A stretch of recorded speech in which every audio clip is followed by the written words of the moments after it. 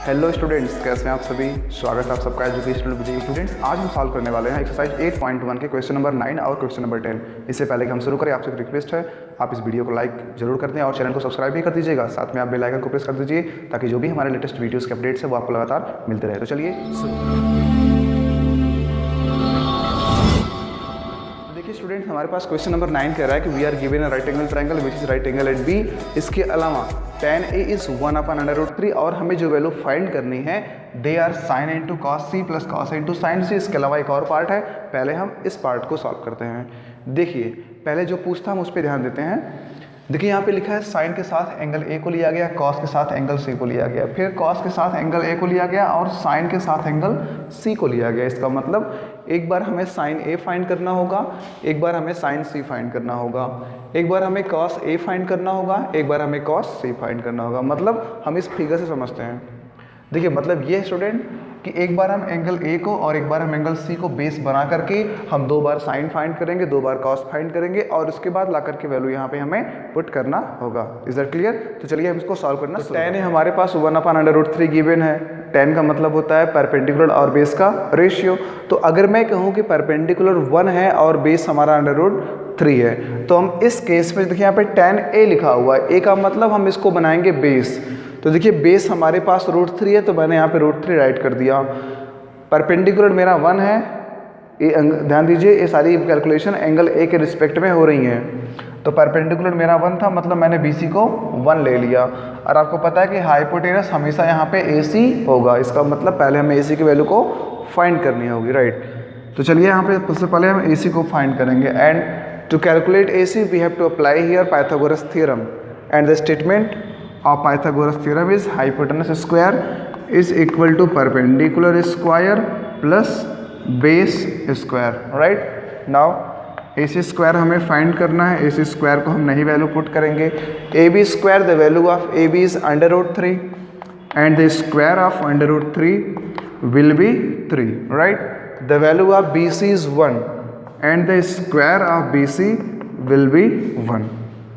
That means AC square will be equal to 3 plus 1, that means 4. अगर AC square 4 है then the value of AC will be plus minus 2। Plus minus 2 होने का मतलब हम minus तो unit लेंगे नहीं क्योंकि हमारे पास मेजरमेंट की बात है, तो हम पॉजिटिव 2 को एक्सेप्ट कर लेंगे। तो हम यहाँ पे राइट करेंगे the value of AC is 2 unit, right. Okay, अभी देखिए हमें यहाँ पे साइन A फाइंड करना है, कॉस A फाइंड करना है, साइन C फाइंड करना है, कॉस C फाइंड करना है। तो चलिए हम यहाँ पे एक रफ यूनिट पे एक साइड में कहीं पर वैल्यू को फाइंड कर लेते हैं, फिर लाके यहाँ पे हम सब्स्टिट्यूट करेंगे क्योंकि हमारा मेन काम यहाँ पे सब्स्टिट्यूट करना है। तो चलिए हम लोग पहले साइन A को फाइंड करते हैं। देखिए साइन A का मतलब क्या हुआ, आपको फार्मूले के बारे में याद दिलाऊँ, PBP/HHB पहला रेशियो होता है साइन का। तो परपेंडिकुलर अपॉन हाइपोटेनस, ध्यान रखिए यहाँ पे एंगल ए को लेके बात हो रही है तो हम इसको बनाएंगे बेस।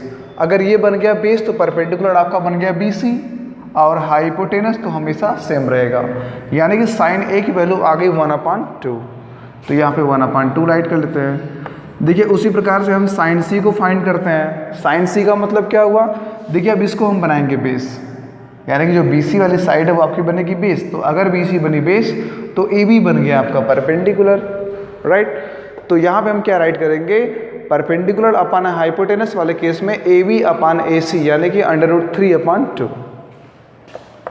√3/2। ये हो गया साइन A और साइन C। अब हमें cos A cos C find करना है। तो चलिए यहाँ पे हम पहले cos A फाइंड करते हैं, उसके बाद cos C फाइंड करते हैं। cos का मतलब क्या हुआ, बेस अपॉन हाइपोटेनस। यहाँ पे A की बात हुई है तो हम A के पास चलते हैं। देखिए ये इसका बेस है और ये क्या इसका है, हाइपोटेनस। तो हम बोलेंगे cos A इक्वल √3/2। उसी प्रकार cos C लेंगे तो हमारे पास C के लिए बेस बनेगा 1, तो हम बोलेंगे 1/2, क्योंकि अगेन वही फार्मूला, बेस अपॉन हाइपोटेनस। अभी देखिए आपको साइन है साइन C, cos है cos C की वैल्यूज फाइंड हो चुकी हैं। तो अब चलिए जो हमारे पास रिक्वायर्ड वैल्यू है, जो बोला था कैलकुलेट करो, वहाँ पे वैल्यू को पुट करते हैं। साइन A का मतलब 1/2 यहाँ पे हम पुट कर देंगे, इनटू है cos C। कॉस सी का देखिए मतलब एक बार फिर से हमारे पास 1/2 वैल्यू है, यानी आप यहाँ पे कह सकते हैं कि sine A is equal to cos C and their values are 1/2। आगे प्लस से लगा लेते हैं। कॉस ए की बात कर रहे हैं, कॉस ए आपके पास √3/2 आया है, तो 1/3/2 पुट कर लेंगे। इसके बाद देखिए साइन सी है, साइन सी आपका √3/2 यहाँ पर वैल्यू पुट कर लेते हैं, और इसके बाद हम इसको भी सिंपली कैलकुलेट कर लेते हैं, राइट। तो 1/2 इंटू 1/2 इज़ 1/4 प्लस √3 इंटू √3 3 हो गया, 2 2 जा आपका ये 4 हो गया। तो आपको क्या मिला 1/4 plus 3/4, 1/4 plus 3/4 is equal to 4/4, 4 4 से कैंसिल हो गया और वैल्यू आपको मिल जाएगी 1, राइट। अब देखिए इसमें मेन क्या था वो समझ लेते हैं एक बार फिर से।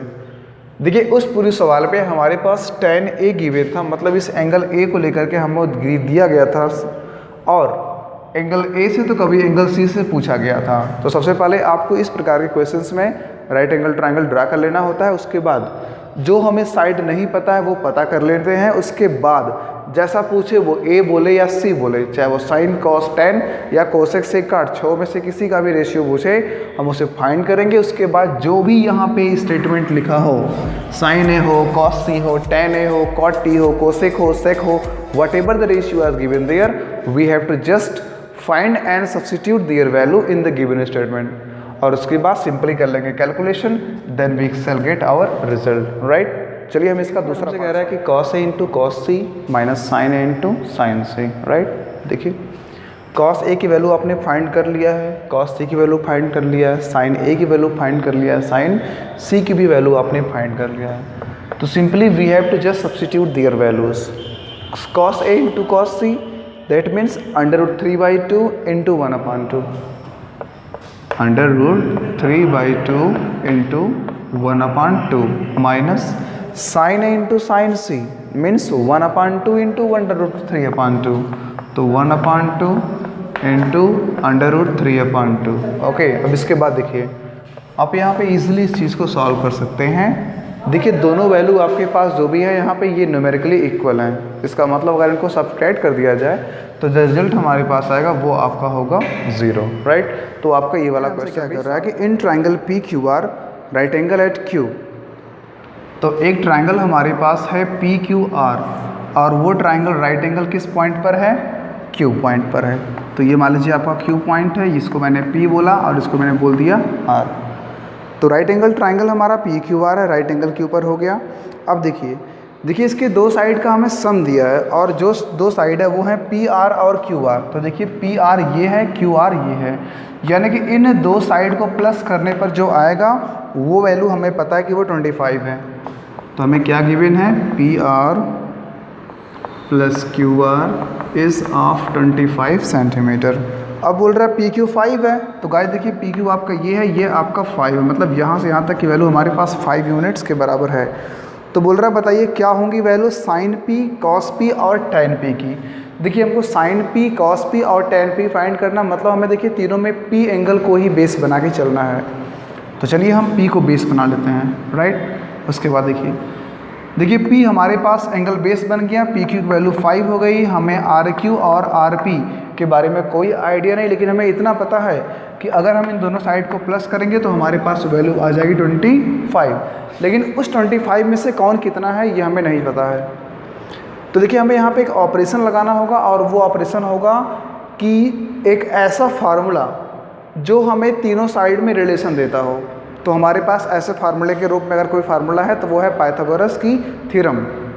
तो अगर यहाँ पे हम पाइथागोरस का साइड थ्योरम अप्लाइड करें, यानी मैं अगर बोलूँ कि हाइपोटेनस का square is equal to perpendicular square plus base square, तो हाइपोटेनस, परपेंडिकुलर और ए बेस तीनों साइड में एप्लीकेबल हो जाएगा। तो यहाँ पे पाइथागोरस थ्योरम सुटेबल होगा इन तीनों साइड्स के में जो एक बेटर रिलेशनशिप देता है। यानी कि इस फिगर के अकॉर्डिंग, यानी मैं लिखूँगा by using Pythagoras in right angle triangle PQR, by using Pythagoras in right angle triangle PQR। देखिए इसमें हमारे पास हाइपोटेनस हो जाएगा RP, तो हम बोलेंगे RP स्क्वायर, या उसको हम PR स्क्वायर भी कह सकते हैं। PR स्क्वायर इक्वल क्या होगा, RQ square plus PQ square. R Q square plus P Q square, यानी कि hypotenuse square equal to perpendicular square plus base square, right. उसके बाद देखिए आपको पी आर नहीं पता है, लेकिन हाँ हमें ये पता है कि पी आर और क्यू आर को जब सम करेंगे तो हमारे पास 25 आएगा, राइट। तो चलिए हम यहाँ पे पी आर की वैल्यू को फाइंड करने का प्रयास करेंगे, तो इसकी वैल्यू को हम सब्स्टिट्यूट नहीं करते हैं। देखिए आगे लिखा है आर क्यू, ध्यान दीजिए जो हमें रिलेशन दिया है P R plus Q R equal 25, मैं इस रिलेशन से आर क्यू की वैल्यू यहाँ से फाइंड करना चाहता हूँ, चाहे इसको आर क्यू कहिए या इसको क्यू आर कहिए, बात एक ही होती है। तो चलिए मैं भी इसको क्यू आर ही करता हूँ ताकि आगे कोई आपको कन्फ्यूज़न ना हो। तो देखिए अगर मैं क्यू आर की वैल्यू यहाँ से फाइंड करूँ तो मुझे जो गिवन स्टेटमेंट है उसके अकॉर्डिंग देखिए मैं इसी में से वैल्यू फाइंड कर रहा हूँ क्यू आर की। अगर यहाँ से आपको क्यू आर फाइंड करने के लिए कहा जाएगा तो क्यू आर की वैल्यू हो जाएगी 25 minus P R, right. Q R will be equal to 25 minus P R, यानी यहाँ पे हम क्या राइट करेंगे, Q R is 25 minus P R. Okay चलिए जो क्यू आर की वैल्यू आई है हम वहाँ इसे पुट करेंगे, किसमें, जो हम पाइथागोरस का थ्योरम अभी अप्लाई करने वाले हैं वहाँ पे। तो अगर क्यू आर मेरा है 25 माइनस पी आर, तो हम क्यू आर के प्लस वैल्यू को सब्स्टिट्यूट कर देंगे, साथ में हमें इसका स्क्वायर करना है तो हमने इसका स्क्वायर भी कर दिया। प्लस देखिए आपके पास आगे लिखा है पी क्यू स्क्वायर, तो हम यहाँ पे पी क्यू का स्क्वायर भी लगा देंगे। ओके अब देखिए हमें यहाँ पे थोड़ा सा a माइनस बी के होल स्क्वायर पे एक्सपेंड करना होगा, तो हम पहले एक्सपेंड कर लेते हैं। तो P R square equal to 25 का स्क्वायर 625 होगा प्लस पी आर का स्क्वायर पी आर ही हो जाएगा। अब हमारे पास है -2ab, यानी कि -2 इंटू 25 इंटू पी आर, जो मल्टीप्लाई करेगा -2 25 से तो हमको मिल जाएगा 50 पी आर, और साथ में है प्लस का पी क्यू स्क्वायर, तो हम यहाँ पे प्लस पी क्यू स्क्वायर को राइट कर लेते हैं। क्लियर है। अब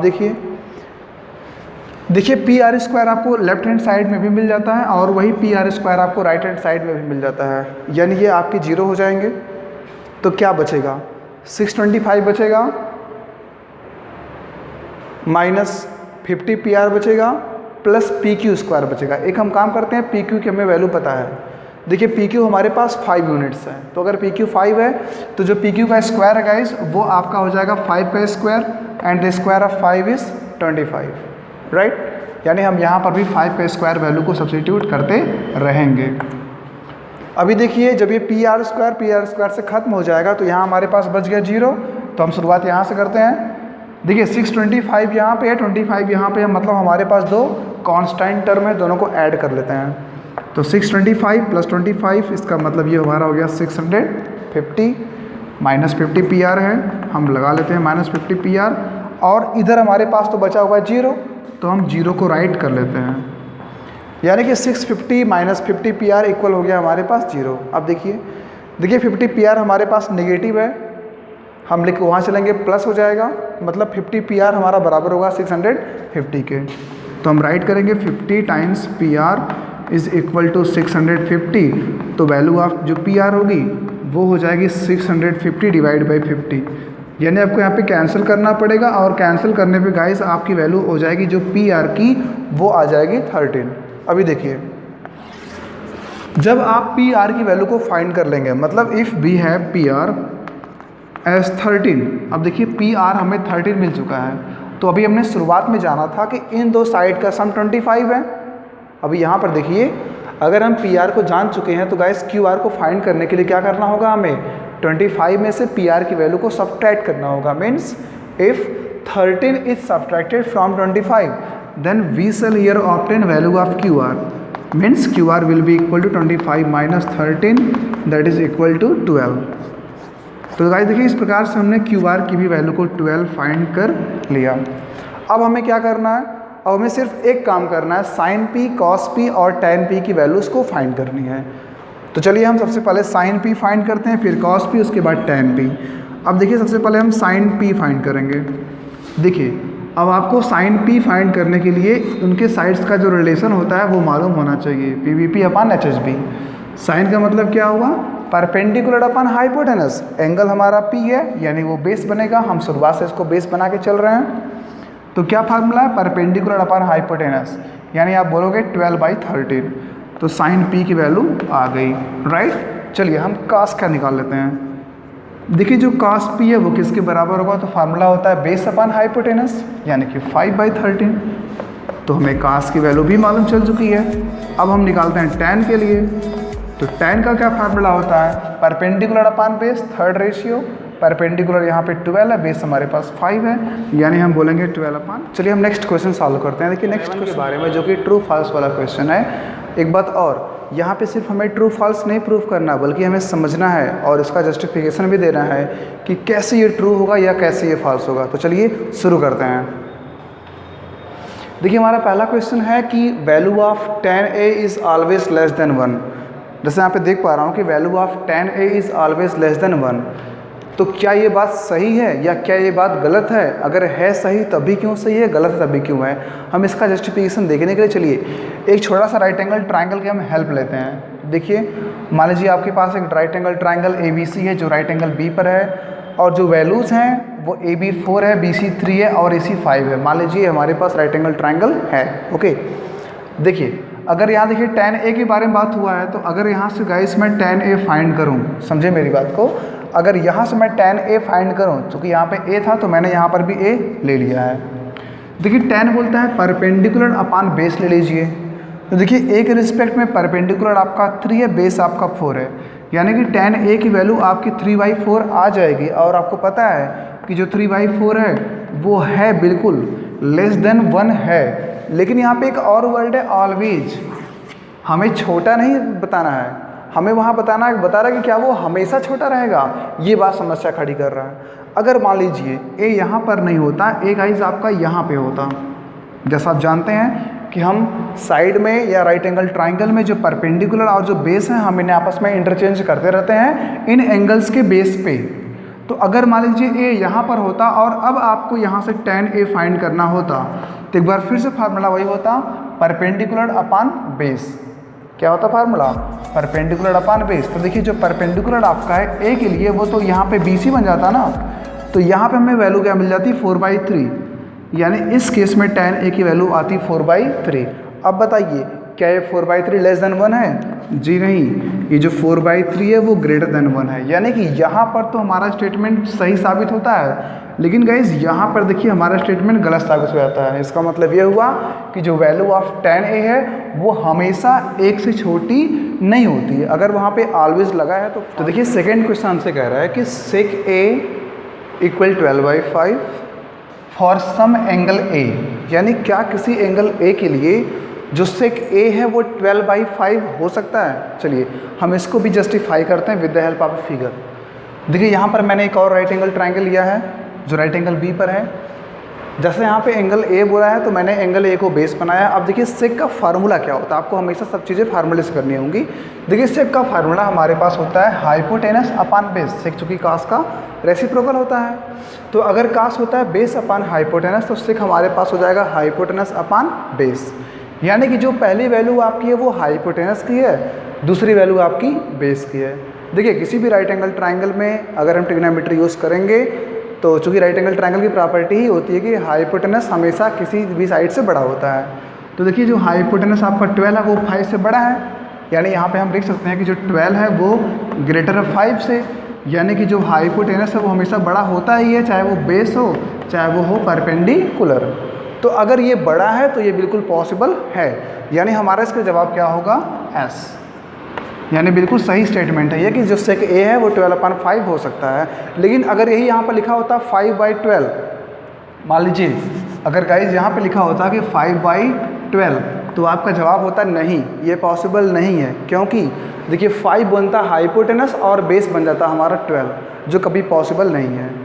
यानी कि बस आपको याद रखना है कि जब भी कोई हमें रेशियो दिया हो तो उसमें जो हाइपोटेनस की वैल्यू है वो हमेशा बेस और परपेंडिकुलर से बड़ी होगी, तो उसका आंसर यस होगा या उसका आंसर नो होगा, ये उस पर डिपेंड करेगा। कोई भी रेशियो दिया गया है तो आपको ये बात हमेशा याद रखनी है कि उस रेशियो में हाइपोटेनस हमेशा परपेंडिकुलर या बेस से बड़ा होना चाहिए। अगर बड़ा है तो ट्रू, अगर बड़ा नहीं है तो गाइज वो आपका फॉल्स हो जाएगा। राइट, ये आपको हमेशा याद रखना है। देखिए नेक्स्ट हमारे पास नंबर 3 पे क्या लिख रहा है, cos A इज अब्रीविएशन, यानी कि short form used for the cosecant of angle A। यानी अगर मान लीजिए कोई यहाँ पे एंगल A है और आपको cos लिखना है, तो क्या आप वहाँ पे कोसिकेंट ऑफ ए लिख सकते हैं? तो मैं बता रहा हूँ इसका जवाब बिल्कुल गलत है, यानी ये स्टेटमेंट हमारा बिल्कुल फॉल्स है। अब ये फॉल्स क्यों है? अभी देखिए आपको यहाँ पे स्क्रीन पे सब चीज़ें मिल जाएंगी कि कौन किसका अब्रीविएशन है। साइन का कौन है? साइन का जो अब्रीविएशन है वो कास होता है, ठीक है, ना कि कोसिकेंट का होता है। यानी ये स्टेटमेंट हमारा यहाँ पे नेक्स्ट हमारे पास कह रहा है कि cot A is product of cot and A, यानी कि जो कॉट ए होता है क्या कॉट और ए इन दोनों का प्रोडक्ट होता है, इन दोनों को मल्टीप्लाई करने पे आता है? जी नहीं, ये गलत बात है। जो कॉट ए होता है वो कॉट और बल्कि कॉट हमारा ट्रिग्नोमेट्रिकल फंक्शन है जो किसी एंगल ए के साथ एसोसिएट होता है, उस पर वो डिफाइन किया जाता है। इसका मतलब ये स्टेटमेंट हमारा फॉल्स हुआ। तो याद रखिएगा, जिस प्रकार से अलजेब्रा में हम a इंटू बी करके ए भी लिखते हैं, उस प्रकार से आप यहाँ पे नहीं कर सकते हैं कि cot A equal to cot into A, right. ये बात याद रखिएगा। देखिए नेक्स्ट हमारे पास आता नंबर 5 पे, और ये बोल रहा है कि क्या जो साइन थीटा है, याद रखिए, क्या जो साइन थीटा है वो 4/3 हो सकता है किसी एंगल थीटा के लिए? चलिए हम इस चीज़ को फिगर समझते हैं। मान लीजिए आपके पास राइट एंगल ट्राइंगल है, यहाँ मान लीजिए थीटा है, यहाँ मान लीजिए क्या आपका थीटा है, यानी ये आपका बेस बन गया, ये बन गया परपेंडिकुलर, ये बन गया आपका हाइपोटेनस। देखिए साइन बोलता है कि परपेंडिकुलर और हाइपोटेनस का ले लो रेशियो, यानी ये बनेगा परपेंडिकुलर और ये बनेगा रेशियो, सॉरी ये बनेगा हाइपोटेनस। तो ये बन गया परपेंडिकुलर और ये बन गया हाइपोटेनस। अब बताइए क्या हाइपोटेनस परपेंडिकुलर से बड़ा है? क्या हाइपोटेनस जो 3 है वो परपेंडिकुलर से बड़ा है? तो बिल्कुल आपका सही आंसर है कि नहीं, ये नहीं बड़ा है। नहीं बड़ा होने का मतलब ये हुआ गाइस कि जो साइन थीटा है वो 4/3 कभी नहीं हो सकता, बल्कि वो 3/4 हो सकता है। एक बार फिर समझिए, अगर साइन थीटा दिया है 4/3, साइन का फार्मूला होता है परपेंडिकुलर अपॉन हाइपोटेनस, यानी देखिए जब भी हमारे पास हाइपोटेनस डिनोमिनेटर में होता है तो वो हमेशा एक प्रॉपर फ्रैक्शन होता है, और यहाँ देखिए फ्रैक्शन हमारा इम्प्रॉपर कर दिया गया, मतलब 1 से बड़ी वैल्यू आ चुकी है जो कभी पॉसिबल नहीं है। इसका मतलब ये होगा कि जो साइन थीटा है वो अधिकतम 1 रहेगा, 1 के बड़ा नहीं हो पाएगा। लेकिन ये 4/3 है, मतलब ये 1 से बड़ा हो चुका है, तो ये यहाँ पे गलत हो जाएगा। ओके, तो इस प्रकार देखिए हमने चारों पांचों क्वेश्चंस के एक्सप्लेनेशन देख लिए। अगर आपको ये वीडियो पसंद आया होगा तो आप इसको लाइक जिससे ज़रूर करिएगा, साथ में हमारे चैनल को सब्सक्राइब भी कर दीजिएगा। Thank you very much.